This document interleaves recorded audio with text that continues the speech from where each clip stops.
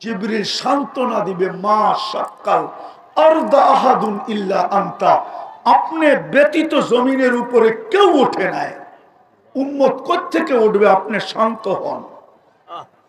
পরেরটা শুনবেন, আমার জাতিকে তো দেখি এখনই যে অবস্থা দেখতেছি, ইলেকশন তো বহুত দূরে, ঠিক না? হ্যাঁ, এখনই তো অবস্থা অন্যরকম না? কি কোন? ইলেকশন আইলে তো আরো দেখবো, ঠিক না? অতীতও তো দেখছি, ঠিক না? ইউনিয়ন পরিষদের একটা চেয়ার পাওয়ার জন্য মরতে রাজি ছিল, মারতে রাজি ছিল। কত বাচ্চা এতিম হয়ে গেছে, কত নববধূ বিধবা হয়ে গেছে। আপনার নবীজি তো কিয়ামতের দিন মাকামে মাহমুদ পাবে, ওলামা বলুক তো বৈশা দেখবে কিনা, চেয়ারটা কিরকম বানাইছে বলুক না।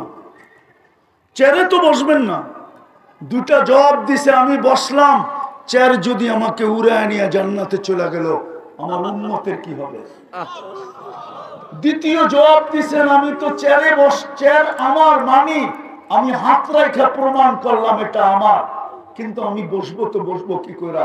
উম্মতকে তো বইলা আসছি মাউইদুকুমুল হাউজ, হাউজে সাক্ষাৎ হবে, আমি হাউজে যে অপেক্ষা করব, উম্মত যেন আমার অপেক্ষা না করে।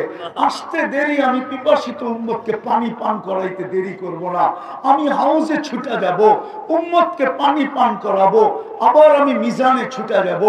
পাল্লা যদি সামনে না ঝোঁকে তো আপনার প্রতিশ্রুতি আছে, সালতুতা, আমাকে চাইলে দিবেন, আমি চাওয়ার হাত উঠায় দিব। আপনি বলে দিছেন আমাকে সাফি তু সাফা, সুপারিশ করলে মঞ্জুর করবেন, আমি ওইখান থেকে সুপারিশ করতে শুরু করব। আমি মিজানে দৌড়াবো, আমি বসবো তো বসবো কখন? তৃতীয়, আমি পলসেরাতের ওইখানে চলে যাব, উম্মত যদি পার না হইতে পারে তো দুরুদের গাঠি মাথায় দিয়া পার করায়া দিব।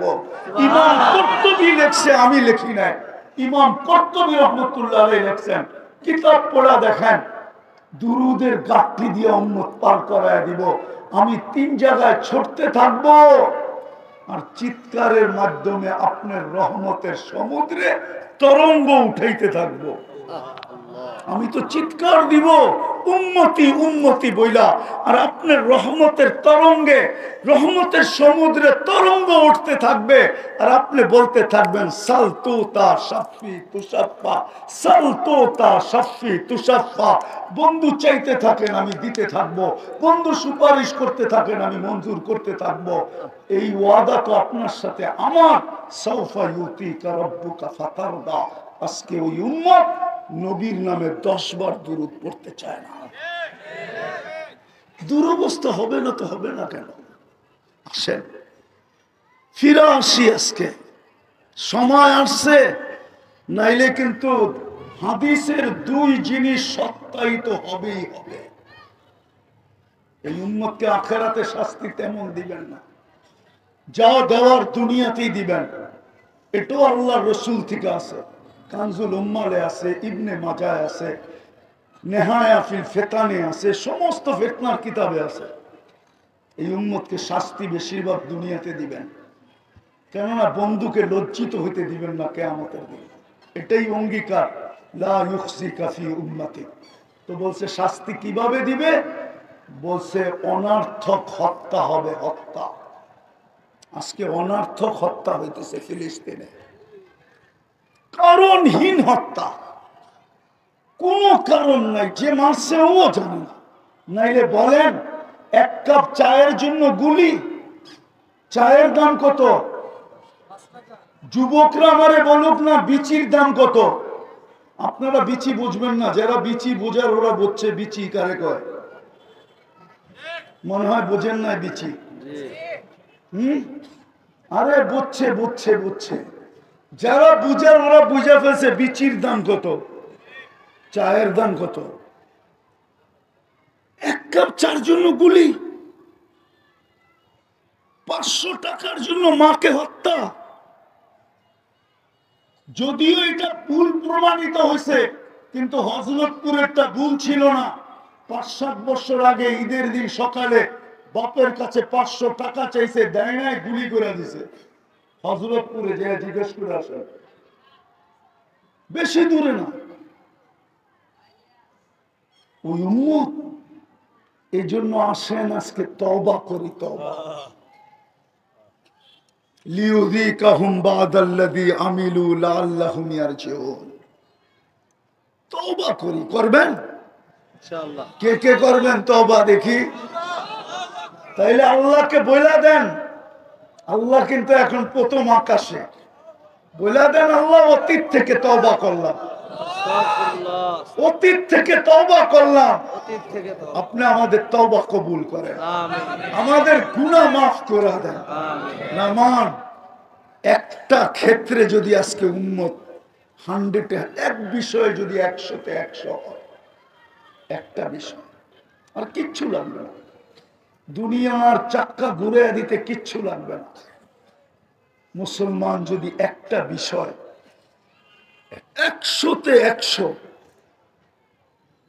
শুধু 5 ওয়াক্ত নামাজ যদি মুসলমান আজকেও 100-তে 100 পড়ে, 100% মুসলমান নামাজ পড়ে, আর কিচ্ছু লাগবে না, কসম খোদা।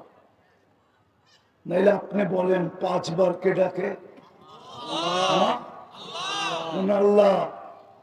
99 পদের মালিক আল্লাহ ডাকে ডেলি 5 বার। 90 ভাগ মানুষ নামাজ পড়ে না। বলেন এদেরকে সাহায্য করে তো করে কি করে? মালিকের ডাকেই যদি, আমি তো কালকেও বলছি, আজকেও বলছি, আপনাদের গাজীপুর ফ্যাক্টরির এলাকা না? কি ঠিক তো? এটাকে রাজধানী বলা চলে, ঠিক না? ফ্যাক্টরির রাজধানী কোনটা? গাজীপুর।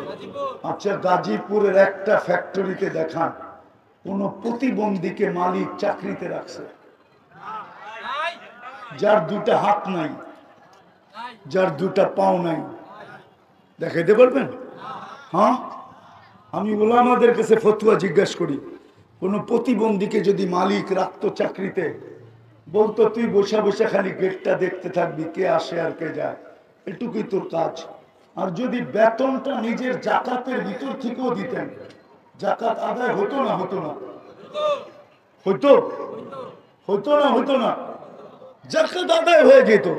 কিন্তু আজ পর্যন্ত তো কোনো প্রতিবন্ধীকে কোনো মালিক চাকরিতে রাখলো না। প্রতিবন্ধীরা তো ভিক্ষাই করে খায়। 5000-6000 কর্মচারী যদি রাখতে পারে, তাহলে ও কি 5 জন প্রতিবন্ধী রাখতে পারতো না? 2 জন পারতো না? 3 জন পারতো না? 1 জনও কি পারতো না? কেন রাখে না? প্রতিবন্ধী দেখা, ঠিক না? হ্যাঁ। আর আপনি ডেলি আল্লাহ 5 বার ডাকে আর মসজিদে আসেন না, আপনাকে করবে সাহায্য? এটা বিবেক বলে তো বলে কি করে? এই জন্য শেষ কথা, আসেন তওবা করলেন, আজকের থেকে অঙ্গীকার করেন খোদার ওয়াস্তে, এর চেয়ে বড় নিমক হারামি কিছু নাই, এর চেয়ে বড় হতবাগা হওয়ার কারণ আর কিছু নাই, এর চেয়ে বড় কপাল পোড়া আর কেউ নাই, এর চেয়ে বড় অকৃতজ্ঞ কেউ নাই, এর চেয়ে বড় নিকৃষ্ট কেউ নাই। আব্দুল কাদের জিলানী রহমতুল্লাহের কথা মতো আজানের আওয়াজ শুনলো আর নামাজের জন্য দাঁড়াইল না, নামাজ পড়লো না।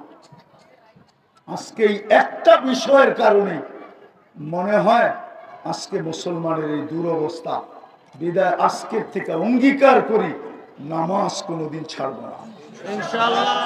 পাক্কা ওয়াদা? না না, ওয়াদা করলে নামাইতে দিব, ওয়াদা। আল্লাহ আমাদেরকে আমল করার তৌফিক দান করেন। আমিন। ওমা আলাইনা ইল্লাল বালাগ।